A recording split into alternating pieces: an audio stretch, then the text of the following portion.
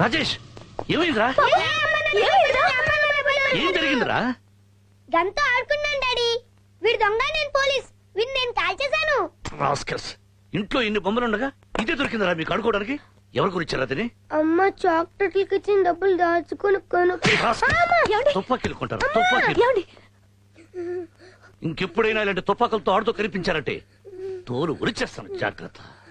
Mummy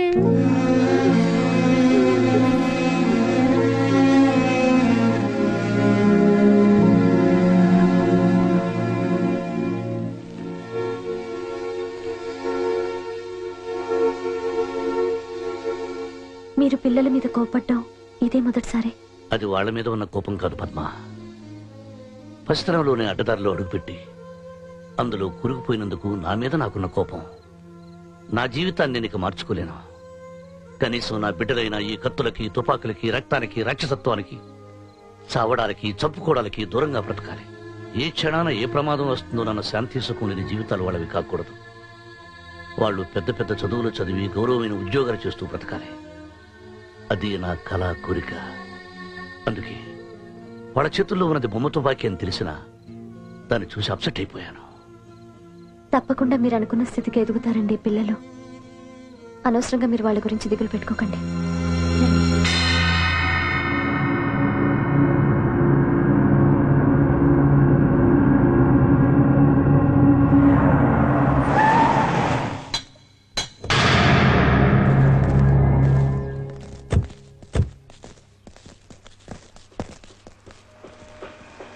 construction పూర్తవడానికి ఇంత late అవుతుంది శివాజీ? సిటీలో ఇలాంటి బిల్డింగ్ మరొకటి ఉండకూడదనే ఉద్దేశంతోనే ప్రతి చిన్న విషయంలోనూ శ్రద్ధ తీసుకుంటున్నాను. తరతరాలకు నిలిచిపోయేటట్టు ఇలాంటి బిల్డింగ్ కట్టాలన్న నా కలను నిజం చేస్తున్నందుకు నీకు మరోసారి థ్యాంక్స్ చెప్తున్నాను శివాజీ. Thank you daddy.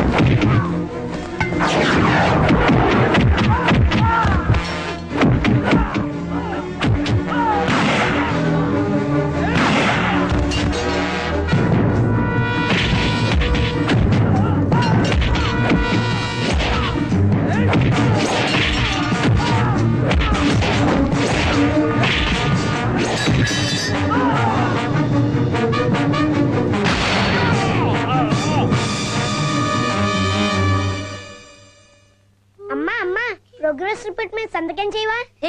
వెళ్ళకూడవా? నాకు చదువు రాదనేగా. చదువు రప్పదే అమ్మా, కుంకుమంతో బొట్టు పెట్టుకుంటావుగా, అలానే వేలు మీద ఇంకేసుకుని కసాక్తాను నొక్కి. నిన్ను హై డాడీ, సంతకం చేయవా డాడీ? తర్వాత వచ్చేస్తాను.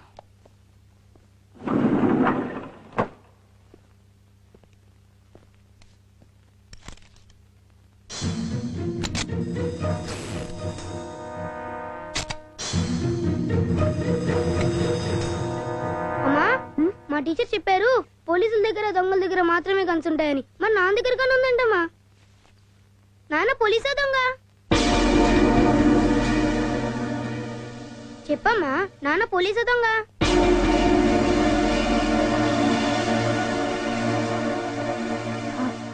మీ నాన్న సిఐడి ఆఫీసర్ నాన్న.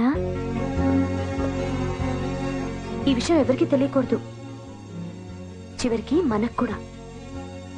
అందుకే ఇంతకాలం నీకు చెప్పలేదు.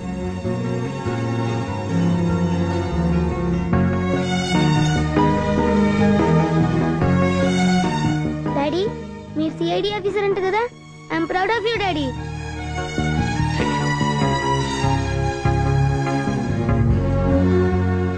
ఈ స్టాక్ అంతా మన స్టేట్ ఏజెన్సీలకి పంపొద్దు, నార్త్ ఇండియాకి పంపమని చెప్పాగా. Yes sir.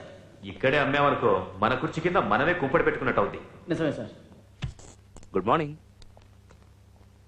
ఏంటి జడ్జి తమ్ముడు ఇలా వచ్చావు? ఏం లేదు గురు, ప్యాకెట్లో ముక్కలు రేసుల్లో గుర్రాలు మనల్ని బాగా మోసం చేశాయి. అందుకే అర్జెంటుగా 5 లక్షలు కావాలి.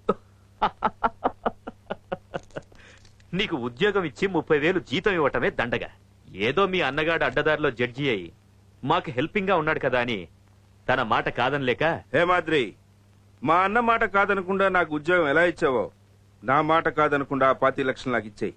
లేదనుకో లేదనుకో ఏం చేస్తావురా? ప్రెస్ మీట్ పెడతాను. మన ఫ్యాక్టరీలో చాక్లెట్స్ ఎలా తయారవుతున్నాయో చెప్తాను. ఎలా తయారవుతున్నాయి? ఆ చాక్లెట్స్ తిని పిల్లలు వాటికి బానిసలు అవడానికి మీరు హెరాయిన్ కలుపుతున్నారని, వాటి వల్ల కొందరు పిల్లలు అనారోగ్యంతో చస్తున్నారని, సిగరెట్లు, విస్కీ, బ్రాందీల కంటే కూడా ఈ చాక్లెట్స్ ప్రమాదకరమైనవని ప్రపంచానికి చెప్పానే అనుకో.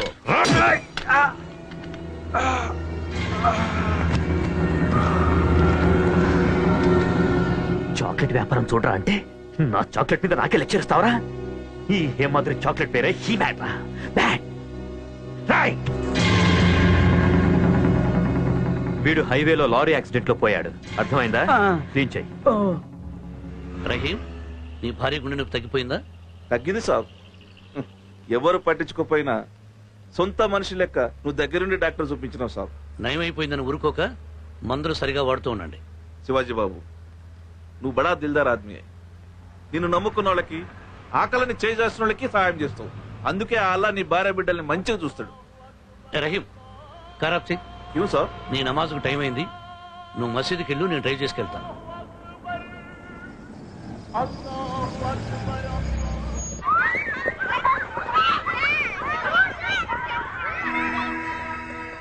డాడీ, మా స్కూల్లో నన్ను జూనియర్ క్రికెట్ టీం కి కెప్టెన్ చేశారు. Very good.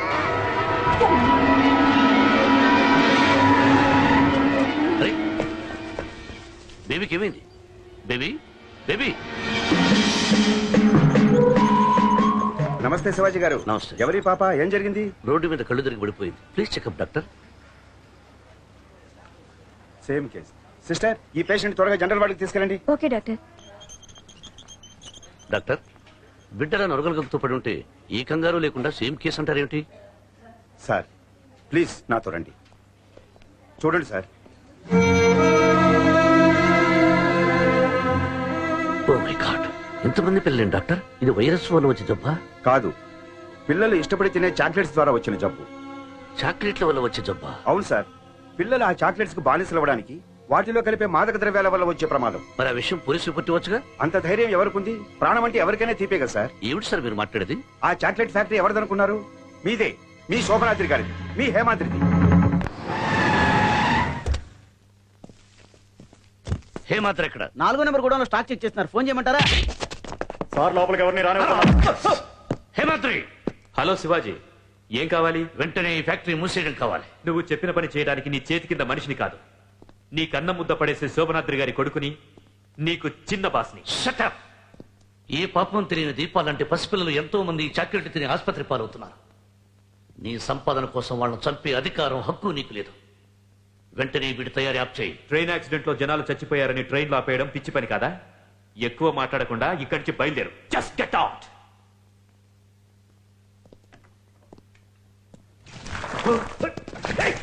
ఏం చేస్తున్నావు?